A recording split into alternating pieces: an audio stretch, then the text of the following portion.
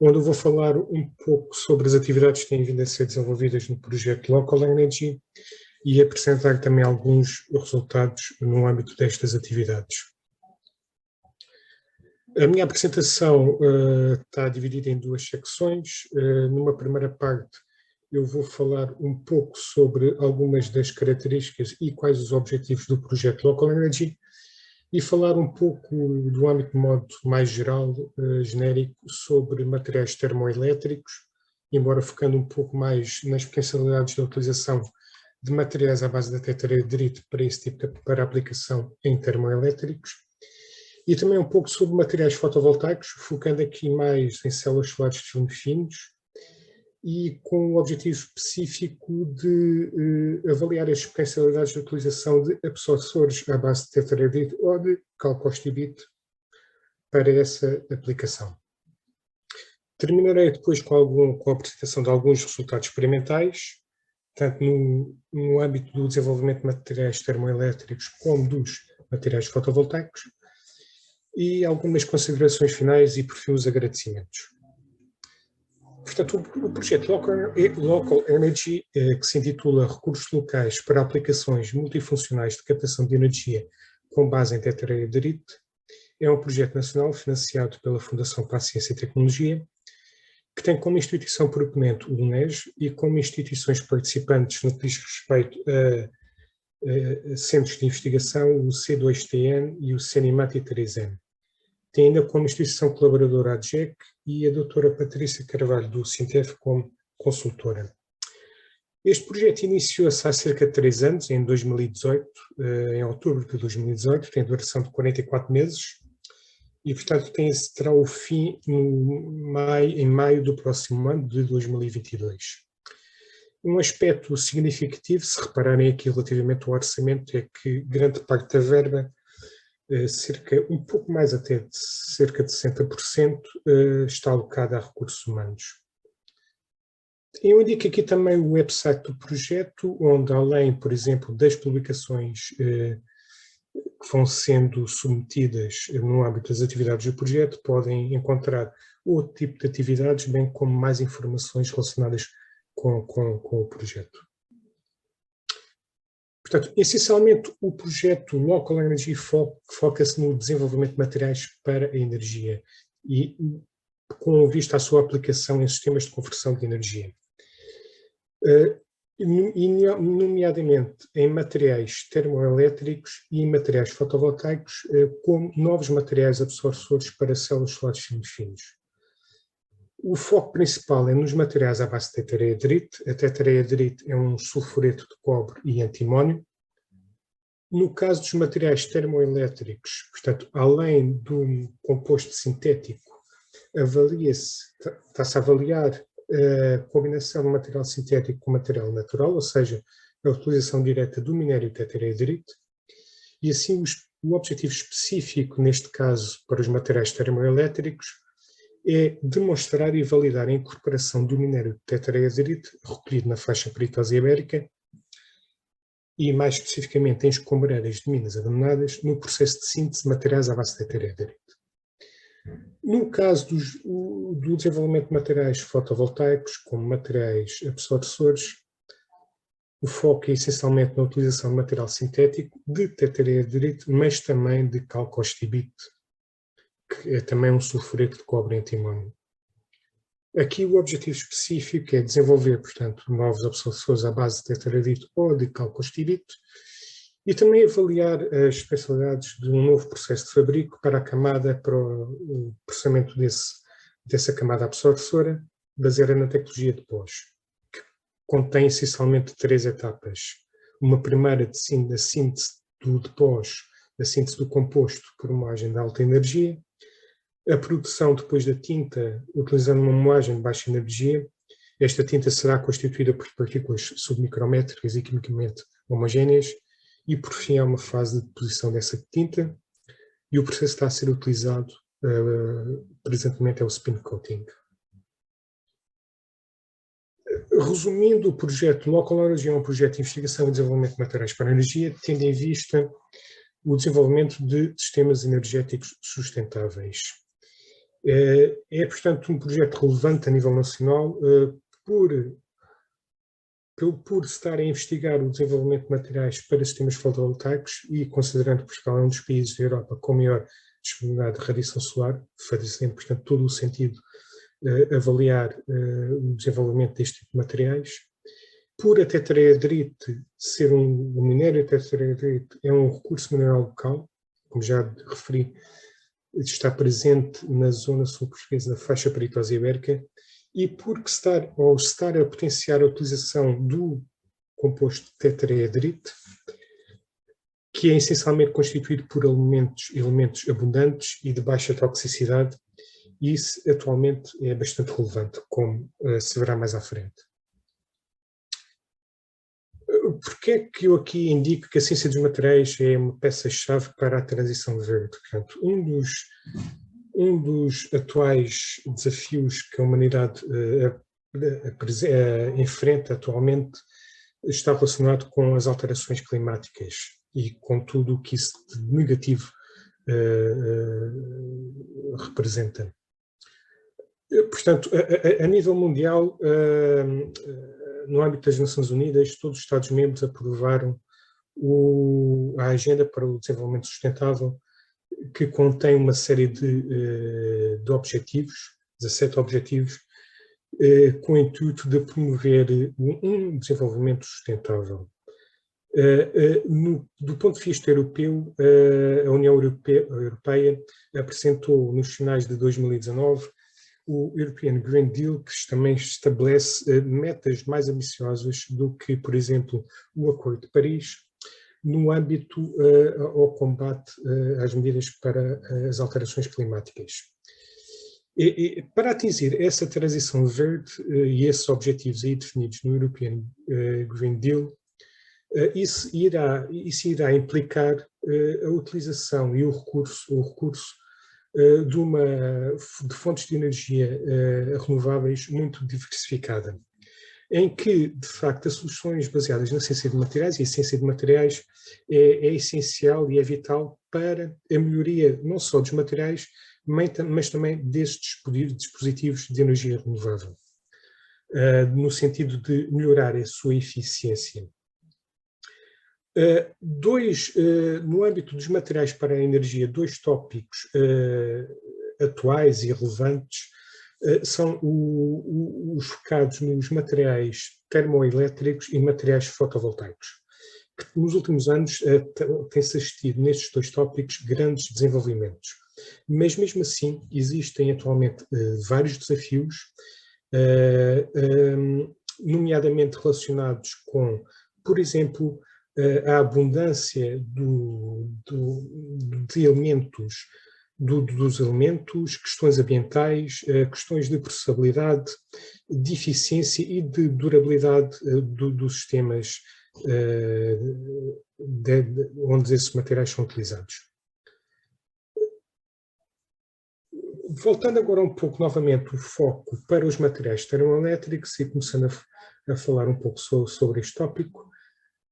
Portanto, os dispositivos termoelétricos são uma abordagem bastante importante no sentido de melhorar a eficiência energética no geral, uma vez que este tipo de dispositivos tem a capacidade de capturar e reconverter o que é chamado de waste heat, ou energia de calor desperdiçado, quer seja de sistemas, de processos e outro tipo, e converter este waste heat em energia elétrica. Isto é relevante porque, se tomarmos em atenção, por exemplo, esta figura aqui, verifica-se que uma grande percentagem de energia primária produzida corresponde à energia que é desperdiçada, e é desperdiçada essencialmente na forma de calor. Ora, se utilizarmos dispositivos termoelétricos para recuperar uma parte desse calor que é desperdiçado, isso irá permitir, e convertendo esse calor em energia elétrica, isso irá permitir reintroduzir parte, portanto, dessa perda no sistema elétrico. Os dispositivos termoelétricos também são uma solução muito versátil porque permitem outro tipo de aplicações, por exemplo, em sistemas da Internet of Things, e também é possível acoplá-los a sistemas de fotovoltaicos, formando um sistema híbrido fotovoltaico termoelétrico, nomeadamente para Solar Energy Harvesting. Aqui ilustra-se, portanto, uma junção termoelétrica para o efeito de Seebeck, à vossa esquerda e à direita para o efeito de Peltier. Portanto, uma junção basicamente é constituída por dois tipos de semicondutores, um tipo N e um tipo P. E se, por exemplo, no efeito de Seebeck, o facto de se essa junção estiver sujeita a um gradiente de temperatura entre as duas faces, isso permite utilizar esse gradiente de temperatura e dá origem a uma corrente elétrica que pode ser utilizada para a eletricidade, para a produção de eletricidade. No caso de essa junção estar sujeita a uma passagem de corrente, isso pode ser utilizada para efeito de refrigeração. Portanto, um dispositivo termoelétrico é composto por uma série de junções termoelétricas conectadas em série e apresenta inúmeras vantagens. Portanto, é um sistema bastante fiável, silencioso, não emite gases com efeito de estufa, como já referi, permite a conversão direta de energia e pode ser dimensionado aos diferentes tipos de aplicações a que se propõe. A eficiência ou performance dos materiais termoelétricos é aferida por uma figura de mérito adimensional designada de ZT. Esta figura de mérito depende do coeficiente de Seebeck, da condutividade elétrica, da condutividade térmica e da temperatura. E o objetivo será, portanto, maximizar o ZT. Deste modo, um bom material termoelétrico deverá possuir uma elevada condutividade elétrica, uma baixa condutividade térmica e um elevado coeficiente de Seebeck. Contudo, estes parâmetros estão todos eles interligados, de maneira que o ZT é máximo quando este coeficiente, que é denominado Power Factor, que é o quadrado do Seebeck vezes a condutividade elétrica, é máxima. Aqui ilustra-se, portanto, a variação do ZT em função da temperatura para materiais termoelétricos comerciais. Nomeadamente, se prestarmos um pouco de atenção, verificamos que estes materiais atualmente são à base de compostos à base de telúrio, bismuto de telúrio, chumbo de telúrio, e aqui, para gamas de temperaturas mais elevadas, os compostos predominantes ou mais adequados são à base de silício de germânio. Verificamos, por exemplo, que para temperaturas mais baixas, para baixas temperaturas, portanto, os compostos mais adequados atuais são à base de bismuto de telúrio, com ZT à volta de 1,5. Para temperaturas intermédias à volta dos 400 graus Celsius, os compostos mais favoráveis são à base de telúrio-chumbo, e para temperaturas mais elevadas temos, como já referi, os compostos à base de silício de germânio. Aqui também verifica-se, portanto, o efeito de desenvolver e de processar materiais nanoestruturados, comparados com os materiais convencionais, o efeito que isso tem no melhoramento deste ZT. Portanto, isso é assinalado aqui para os compostos de bismuto de telúrio. Há um aumento significativo do ZT, bem como aqui do composto de silício de germânio.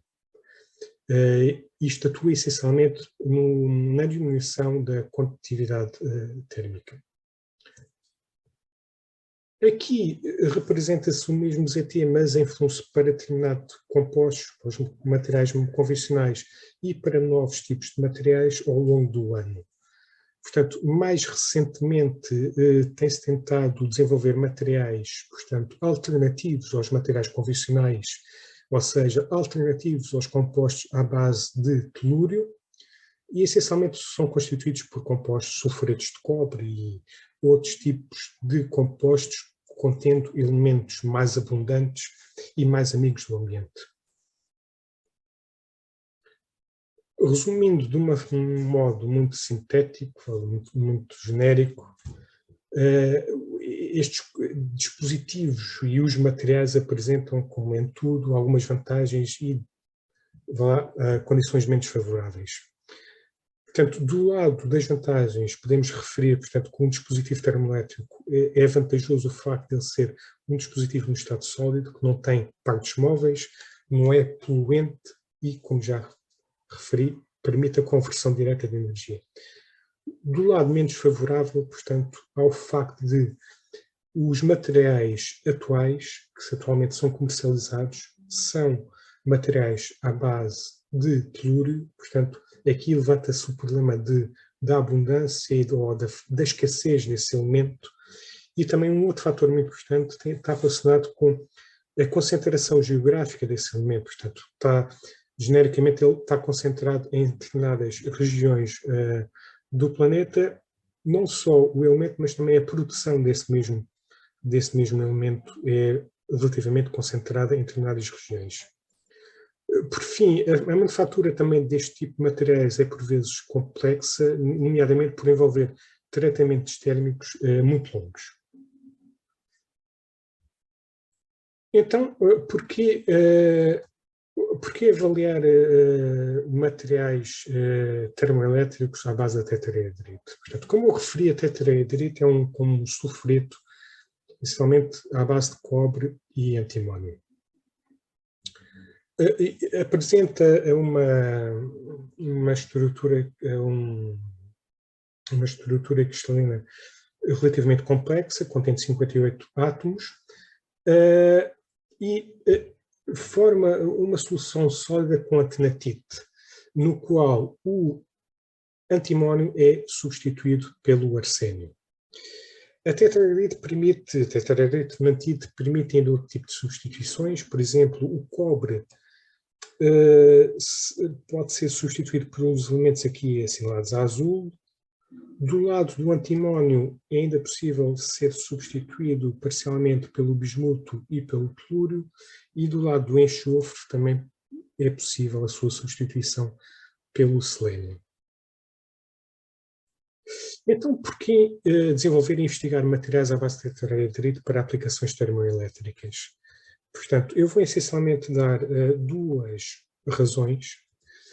A primeira está relacionada com, portanto, há vários estudos já que demonstraram que os materiais à base de tetraedrite possuem, de facto, propriedades adequadas para este tipo de aplicações, nomeadamente apresentam um comportamento de semicondutor tipo P, possuem um coeficiente de Seebeck elevado e apresentam uma condutividade térmica baixa, muito baixa. E até hoje, portanto, já foram publicados valores para a figura de mérito, para o ZT, bastante satisfatórios, já superiores à unidade, e nomeadamente isso tem sido atingido através de modificações da composição e também das condições de processamento. O material até agora, recorde para os materiais à base de tetraedrite, por exemplo, é um composto onde o cobre foi parcialmente substituído pelo manganês. Por outro lado, o mineral tetraedrite, ou a série de mineral tetraedrite, é um mineral muito abundante e que pode ser encontrado em todos os continentes, nos 5 continentes, e isto é bastante relevante. É bastante relevante porque, por exemplo, se pensarmos que os compostos, os materiais termoelétricos atuais são compostos à base de telúrio, bismuto ou telúrio, chumbo, verificamos aqui neste mapa que grande parte da produção destes elementos se concentra atualmente na China. Portanto, isso pode trazer algumas limitações quanto à sua produção a larga escala e torna todos os outros países muito dependentes de uma única região do mundo e de um único país, neste caso. Por outro lado, os materiais de tetraedrite apresentam determinadas características positivas relativamente a estes compostos mais convencionais de bismuto telúrio e de chumbo telúrio, como é aqui indicado. Portanto, em termos de temperaturas adequadas ou mais propícias para a sua aplicação, eles são adequados para temperaturas intermédias, não apresentam problemas significativos relativamente a questões ambientais, a questões de escassez, de abundância ou de escassez de determinados elementos e mesmo de manufatura, não se levantam problemas relativamente à possibilidade da sua produção em larga escala. Como referi, no projeto Local Energy, portanto, pretende-se avaliar a possibilidade da utilização direta do minério do tetraedrite no processamento dos materiais termoelétricos à base de tetraedrite. E, como também referi logo no início, este mineral foi recolhido em escombreiras de minas abandonadas. E, portanto, qual o interesse e porquê, pode-se colocar a questão, porquê é que é importante encontrar soluções sustentáveis e inovadoras para a reciclagem e reutilização de resíduos de minas? Portanto, no caso específico deste tipo de minério, portanto, é um minério que está associado aos sulfuretos maciços polimetálicos usados para a extração de cobre. Muitas vezes, portanto, sendo este um subtipo de minério de cobre designado minério sujo, devido à presença de elementos penalizantes como o antimónio e o arsénio, é muitas vezes, ou era muitas vezes, considerado um material de resíduo e, portanto, terminando em escombreiras das minas, com consequências ambientais e económicas relevantes. Daí fazer todo o sentido e é importante, portanto, efetuar estudos de investigação e inovação que permitam recuperar e valorizar este tipo de material. E daí, portanto, a importância de avaliar a possibilidade de incorporar diretamente o minério de tetraedrite recolhido nestas escombreiras no processo de síntese de materiais à base de tetraedrite. Passo agora a falar um pouco dos materiais fotovoltaicos, focando mais nas células solares de filmes finos e começando aqui por fazer um enquadramento apresentando as principais tecnologias de células solares de filmes finos atualmente existentes no mercado, que se baseiam essencialmente em duas tecnologias, à base das células de cádmio telúrio e de CIGS, que é um composto de cobre, índio, gálio, selênio, podendo o selênio também ser substituído por enxofre. As células à base de silício amorfo atualmente apresentam constituem uma percentagem bastante residual, como podem ver aqui. Um fator interessante que convém focar aqui, que embora desde o início do século até cerca de 2009, portanto, estas tecnologias de filmes finos apresentavam, portanto, uma tendência crescente da sua cota de mercado. A partir daí, portanto, verifica-se o inverso. Houve um decréscimo acentuado da sua cota e atualmente, portanto, ela está mais ou menos estabilizada à volta dos 5%, ligeiramente inferior aos 6%. Aqui percebe-se porquê? Porque essencialmente a tecnologia dominante é a base do silício cristalino, como se verifica daqui, portanto, desde 2008, 2009, portanto, houve um acréscimo das células deste tipo de tecnologia do silício cristalino sobre as células de filmes finos. Um outro fator interessante, portanto, será indicar aqui as eficiências à escala laboratorial de células e de módulos, quer da tecnologia do silício cristalino, que ronda à volta entre os 20 e 24%, e 26% no caso de uma célula. As tecnologias de filmes finos Também é mais ou menos à volta dessa ordem de grandeza, entre os 19% e os 23%. E aqui assinala-se também uma tecnologia, as células de filmes finos à base de perovskite, que é um composto, um tipo de células que muito recentemente tem ganho bastante destaque devido à sua eficiência equivalente às células atuais de filmes finos. Só enquadrando um pouco, ou tentando explicar de alguma maneira o porquê o decréscimo da cota do interesse sobre as células fotovoltaicas de filmes finos indiretamente está aqui indicado. Portanto, aqui as barras a laranja correspondentes portanto, este gráfico representa a produção de módulos fotovoltaicos por região, distinguindo a Ásia, a Europa, a América do Norte e o resto do mundo. Aqui a componente da Ásia, se até 2008 esta componente era essencialmente atribuída a Taiwan e Japão, desde 2008, 2009, grande parte, uma parte significativa da produção começou a vir a ser feita pela China, a contribuição essencialmente é da China, e portanto que provocou um desequilíbrio bastante grande relativamente ao tornando o preço muito mais acessível e muito mais competitivo dos módulos à base do silício cristalino comparado com a das células de filmes finos.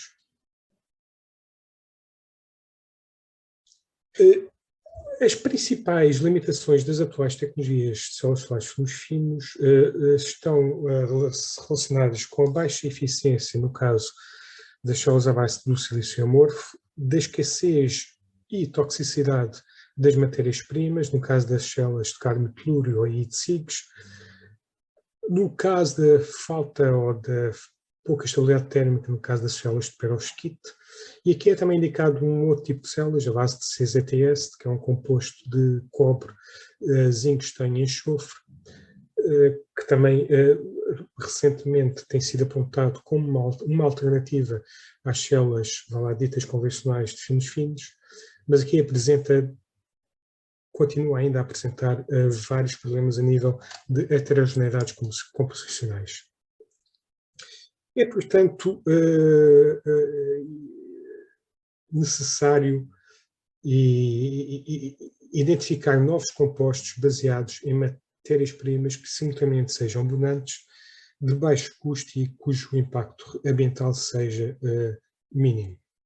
De facto, se compararmos aqui as células à base de cádmio telúrio ou mesmo as de SIGs, verificamos que em termos de abundância ou de custo, isso pode ser problemático. O mesmo não se passará, por exemplo, se nós tentarmos desenvolver células à base de contendo absorvores à base de tetraedrite ou de calcostibite, portanto, que são materiais essencialmente constituídos por cobre, antimónio e enxofre. Portanto, verificamos de facto que o problema de abundância ou de custo não se coloca neste caso para dois tipos de compostos. Portanto, faz todo o sentido desenvolver atividades de investigação no sentido de desenvolver células à base de conter absorvores à base de tetraedrite ou de calcostibite, não só por estes dois compostos serem constituídos por elementos abundantes e de baixa toxicidade, por ser um semicondutor tipo P, por também já se ter visto que se apresentam boas propriedades ópticas, portanto adequadas à sua aplicação, a este tipo de aplicação. O limite teórico de eficiência apontado é cerca de 23%. Atualmente alguns estudos já indicaram até hoje eficiências apenas de 3% ou de 5% no caso de compostos em que o enxofre é parcialmente substituído pelo selênio. É, portanto, importante, cá está, isso entra no objetivo do Local Energy, que é desenvolver novos absorvores para células solares de filmes finos à base de tetraedrite de calcostibite e, simultaneamente, desenvolver um processo de fabrico que seja adequado, usando, neste caso, a tecnologia de pós, como já referi no início da minha apresentação. Começando então agora a apresentar algum dos resultados que têm sido ou têm vindo a ser obtidos no âmbito do Local Energy e começando no caso com os materiais termoelétricos, onde relembro que o objetivo específico, neste caso para as atividades aqui do INES, seria o demonstrar e validar a incorporação de minério de tetraedrite no processo de síntese de materiais à base de tetraedrite. Esse processo de síntese adotado consiste essencialmente na utilização de uma moagem de alta energia, aqui denominada como Mechanochemical Synthesis, onde se vão utilizar como material de partida misturas de pós de minério com material sintético. Efetuaram-se também tratamentos térmicos para avaliar a estabilidade térmica do material produzido pela moagem de alta energia. Aqui indica-se, portanto, o minério que foi utilizado foi recolhido nas minas abandonadas do Barrigão. Aqui indica-se a localização do depósito do Barrigão, ligeiramente a sul da mina de Neves Corvo. Está aqui uma imagem desse depósito, portanto, das escombreiras, do minério que foi recolhido. Esse minério foi, portanto, quebrado e até se obter partículas pequenas com cerca de 2 a 4 milímetros, que foram selecionadas por observação ao microscópio e por fluorescência de raio-x, e essas partículas foram posteriormente moídas de modo a obtermos um pó relativamente fino, de maneira a poder adicioná-lo no processo de moagem de alta energia. O material sintético foi também obtido por moagem de alta energia, neste caso utilizando misturas de pós elementares de cobre, antimónio e enxofre. Aqui indicam-se as condições experimentais utilizadas. Portanto, o processo teve uma duração de 2 horas, o que é um tempo considerado relativamente curto, pode ser considerado curto para este tipo de processamento. Aqui indicam-se as condições experimentais e o tipo de amostras que foram produzidas, amostras, portanto, correspondentes a misturas de pós, contendo material da mina, minério e material sintético. Portanto, no total, em cada batch foram produzidas, processadas 18 gramas de material, contendo diferentes rácios entre minério e material sintético, 20%, 50% e 80%. Também a duração total do processo foi de 2 horas. Utilizaram-se contentores e esferas de aço inoxidável. A moagem fez-se em atmosfera controlada, um rácio entre bolas e pó, entre esferas e pó de 20:1, e fizeram-se períodos de moagem de 10 minutos alternados com períodos de pausa de 5 minutos. E o tratamento térmico, portanto, foi efetuado entre 350 graus Celsius e 450 graus Celsius durante um tempo total de 1 hora, essas temperaturas. Começando então a apresentar alguns resultados, aqui começando pela caracterização do minério. Portanto, verificou-se que o minério é essencialmente constituído por uma fase que se denominou de tetraedrite com ferro, mais rica em arsénio do que antimónio e que coexistia com calcopirite e quartzo. O quartzo consegue-se verificar bem aqui nesta imagem de cima, corresponde às zonas negras. Esta matriz, portanto, como digo, era constituída por uma tetraedrite tenantite com ferro, rica em arsénio. Contudo, havia certas pequenas regiões aqui mais claras, não sei se conseguem distinguir, um cinzento mais claro, onde, neste caso, também correspondentes a uma tetraedrite tenantite, mas neste caso mais ricas em antimónio do que em arsénio. No caso do material sintético, não se conseguiu produzir um material monofásico. Portanto, o material obtido era constituído não só por tetraedrite, mas também por uma percentagem significativa de fematinite e uma percentagem residual de skinnерite, portanto, ambos sulfuretos de cobre e antimónio. Embora isso, portanto, isso foi detectado por difração de raio-x, pois por SEM, BSE, eletróns retrodifunidos, não se conseguia distinguir, o material parecia mais ou menos homogéneo. Passando então agora a apresentar os resultados referentes às misturas de minério e material sintético, exemplificando aqui os resultados obtidos para a morfologia e para a distribuição da dimensão das partículas, para a mistura de 50% a 50% de material de minério para o material sintético. Portanto, verifica-se de facto, obtiveram-se partículas com uma morfologia irregular, genericamente constituídas por duas frações, portanto, uma fração submicron e outra com algumas dezenas de microns, e também por alguns aglomerados, portanto. E isso também foi constatado depois nas curvas de distribuição granométrica, em que se verificou que, embora o material seja relativamente fino, de facto a dimensão média ronda os 5 microns, apresenta uma distribuição multimodal, portanto, o que corrobora as observações obtidas aqui em microscopia eletrónica. Aqui estes mapas de distribuição elementar, portanto, são relevantes, e são relevantes porquê?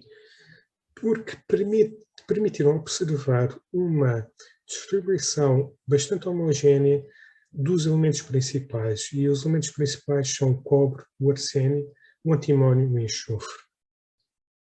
Isto se considerarmos as heterogeneidades iniciais dos materiais de partida. Portanto, relembro que o minério de partida era constituído não só por tetraedrite, mas também por calcopirite, e o material sintético, além da tetraedrite, também era constituído por fematinite. E, portanto, tendo em conta a curta duração do processo, este resultado é bastante relevante. Logicamente, portanto, a observação de silício e oxigênio está associado à presença do quartzo, que não foi possível eliminar-se, e também do ferro. Portanto, o ferro apresentou regiões mais ricas, o que seria também expectável. Aqui, por difração de raio-x, para as para os 3 diferentes tipos de misturas de 20%, 50% e 80%, portanto, verifica-se de facto que a moagem de alta energia de misturas de minério com material sintético deu origem à formação de compostos constituídos por uma fase de tetraedrite-tenantite, com exceção do material contendo menor fração de minério, onde também continua a ser detectado a fematinite. O quartzo, devido às condições experimentais de moagem que foram utilizadas, não foi possível, permaneceu, portanto, nas 3 misturas, embora, logicamente, seja mais facilmente detectável na mistura que tem maior percentagem inicial de minério. Aqui convém também realçar, portanto, a largura à meia altura dos picos, que é relativamente grande, e está associado é uma característica do processo de moagem de alta energia, e está também, em certa medida, associada a um determinado grau de amorfização associado à fase da tetraedrite-tenantite. Outro fator que também convém realçar, portanto, é o deslocamento dos picos de difração para maiores ângulos, com o aumento da quantidade de minério nas misturas, e que está associado a uma redução linear dos parâmetros de rede, e que está associado, ao fim e ao cabo, devido aos diferentes rácios e à formação da solução sólida, diferentes rácios, dizia eu, entre arsénio e o antimónio. Aqui apresento já resultados para essas misturas após o tratamento térmico. Portanto, não se observaram variações significativas quando comparados com os resultados obtidos após a moagem de alta energia, o que é positivo. Portanto, observou sim o que já era esperado devido ao tratamento térmico, resultante é uma melhor definição dos picos de difração da tetraedrite tenantite. Mas não houve, isso é importante realçar, não houve decomposição da fase tetraedrite tenantite, nem formação de qualquer fase adicional com o tratamento térmico. Aqui apresento agora uma tabela respectiva à análise quantitativa de Rietveld, utilizando o software Diffractopas, começando então por apresentar relativamente aos materiais de partida, portanto ao material sintético e ao minério. Portanto, como eu referi inicialmente, o material sintético, além da tetraedrite, contém uma percentagem significativa de fermantinite e sequinarite, como também de uma fase amorfa, e o material e o minério, portanto, como já tinha referido, além da tetraedritmatite, é também constituído por calcopirito e por quartzo.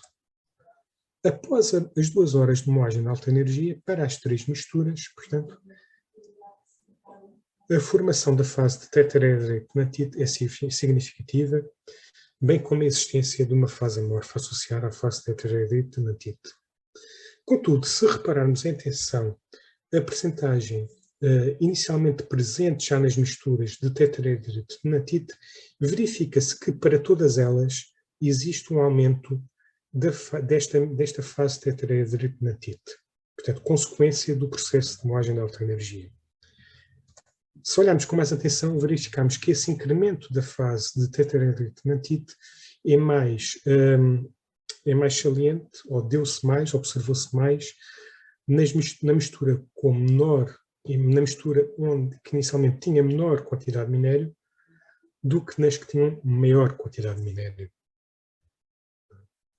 Se olharmos depois para os materiais após o tratamento térmico, portanto, verifica-se que de facto há um incremento significativo e que todos os materiais são constituídos basicamente unicamente por tetraedritmatite, excetuando as misturas contendo que partiram com uma menor quantidade de minério.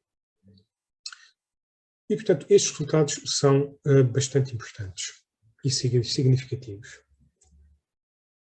Olhando um pouco para o material, para a microestrutura após o tratamento térmico, não há nada significativo a realçar. Portanto, aqui as zonas escuras, mais escuras, estas áreas escuras no interior das partículas de diferentes dimensões correspondem ao quartzo, que é mais visível, é logicamente mistura com maior quantidade de minério.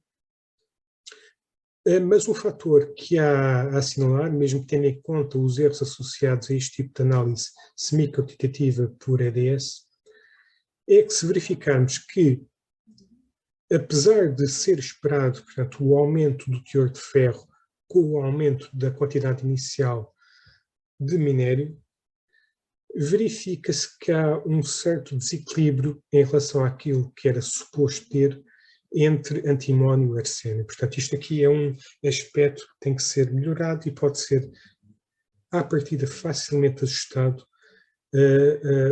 ajustando a composição inicial da mistura minério-material sintético previamente à moagem de alta energia. Passando agora a falar um pouco sobre os resultados obtidos para os materiais fotovoltaicos, e aqui termino a minha apresentação relativamente aos materiais termoelétricos, e focando essencialmente na produção e no processamento de absorções à base de calcostibite. E porquê calcostibite? Porque verificamos que, com as condições experimentais de moagem E com o tipo de equipamento que possuímos, não se consegue obter uma fase tetraedrite, um composto unicamente constituído por fase de tetraedrite. Ora, isso é fundamental para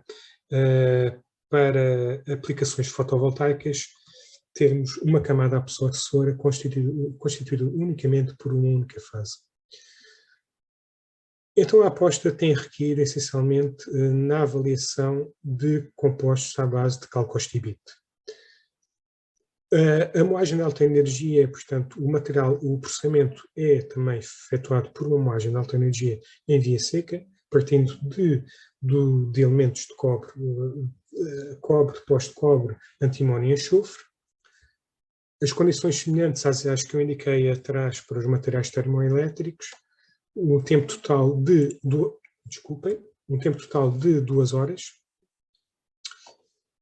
Houve depois uma subdivisão, portanto, efetuou-se um tratamento térmico a 350 graus centígrados a este tipo de material durante 24 horas para avaliar a estabilidade térmica da fase formada. Houve uma parte de material que tem sido utilizado para a produção de tinta em moagem de baixa energia por via úmida, utilizando uma solução à base do N-etanol e etilcelulose, e depois há a fase de deposição de tinta por spin coating. Eu basicamente aqui vou muito rapidamente apresentar apenas 2 slides, um deles relativamente aos difratogramas de raio-x após a moagem de alta energia, após o tratamento térmico. Portanto, de facto, com o composto de calcostibite conseguimos, de facto, logo imediatamente após as 2 horas, obter um material monofásico, unicamente constituído por calcostibite, e que após o tratamento térmico a 350 graus durante 24 horas, essa fase manteve-se estável, ou seja, não se decompôs, nem se decompôs, e portanto não houve formação de outra fase. Houve sim uma melhor definição dos picos de difração correspondentes a essa fase. E é isso mesmo aqui que é observado. Esta curva de plot, portanto, onde permitiu, portanto, avaliar o hiato óptico dos materiais que têm vindo a ser obtidos, os materiais de calcostibite, portanto, os hiatos ópticos têm variado entre 1.41 e 1.51 eletronvolts, portanto, adequados para a aplicação aplicação fotovoltaica. Neste momento estamos, portanto, a avaliar as condições ótimas de deposição por spin coating e a avaliar os resultados daí obtidos, dependendo das condições de deposição. Eu vou terminar a minha apresentação, portanto, resumindo muito brevemente que para os materiais termoelétricos, portanto, os resultados obtidos demonstrarão, de facto, a viabilidade de utilização de material das combreiras na síntese de materiais à base de tetraedrite.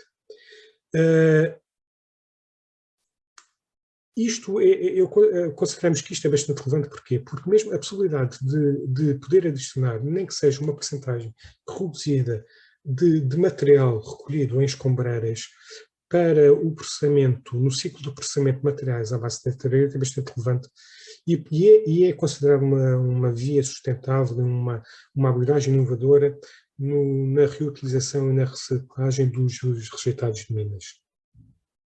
Do ponto de vista dos materiais absorvores para células solares de filmes finos, até agora, portanto, os pós de calcostibite foram produzidos com sucesso por moagem de alta energia após 2 horas.